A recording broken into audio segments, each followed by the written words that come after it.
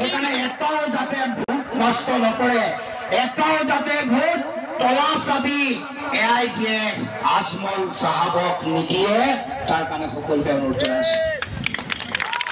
আৰু দ্বিতীয়তে গণ পৰিষদ, অসম গণ পৰিষদ আহিছে ২ নম্বৰী আঞ্চলিকতাবাদী দল।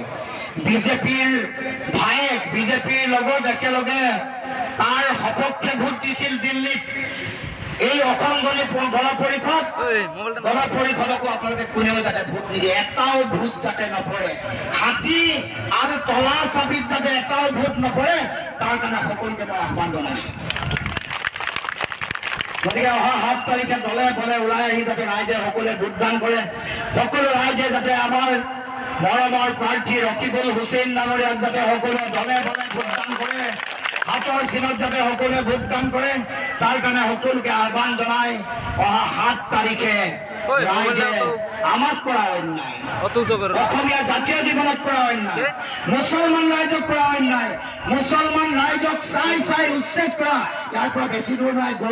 গৌৰীনগৰ ৫শ পৰিয়াল উচ্ছেদ কৰিছে অলপ দিনৰ আগত, নিৰ্বাচনৰ আগত। গৌৰীনগৰৰ ৫শ পৰিয়ালক উচ্ছেদ কৰিছে, চাই চাই মুছলমান মানুহক গণি গণি লক্ষ্য কৰি উচ্ছেদ কৰিছে। অকল মুছলমানৰে শত্ৰু বিজেপি নহয়, উজনি অসমত খিলঞ্জীয়া জনজাতীয়সকলকো, আনকি সোণোৱালসকলকো এনেকে উচ্ছেদ কৰিছে, গছপুলি ৰোৱাৰ নামত উচ্ছেদ কৰিছে। গতিকে অহা ৭ তাৰিখে ভোট দিয়ক এই অন্যায়ৰ বিৰুদ্ধে, এই উচ্ছেদৰ বিৰুদ্ধে।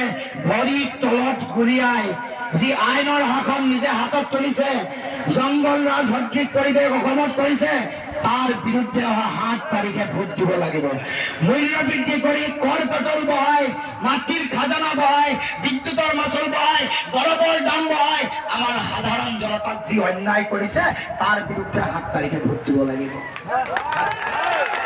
বিনামূলীয়া চাউল আৰু অৰুণোদয় আঁচনি ভুৱা ফৰ্ম বিলাই যি প্ৰলোভনৰ ৰাজনীতি আৰম্ভ কৰিছে, তাৰ বিৰুদ্ধে ৰাইজক চামুচেৰে দি ৰাইজৰ পৰা যি বেলচাৰে লৈ যোৱা যিটো ষড়যন্ত্ৰ, বিজেপিৰ যি ষড়যন্ত্ৰ, তাৰ বিৰুদ্ধে অহা ৭ তাৰিখে ৰাইজে ভোট দিব লাগিব।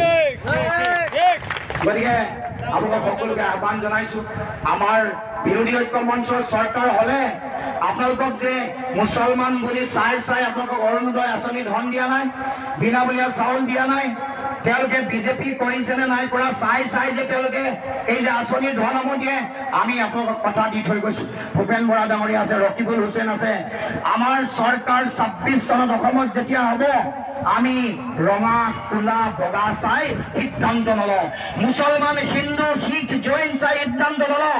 যি দুখীয়া মানুহ, যি উপযুক্ত, প্ৰত্যেকেই আঁচনিৰ ধন পাব, কোনো কাৰণতে কেতিয়াও তাক অন্যায় কৰা নহয়। গতিকে সকলোকে মই অহা ৭ তাৰিখে দলে বলে ওলাই আহি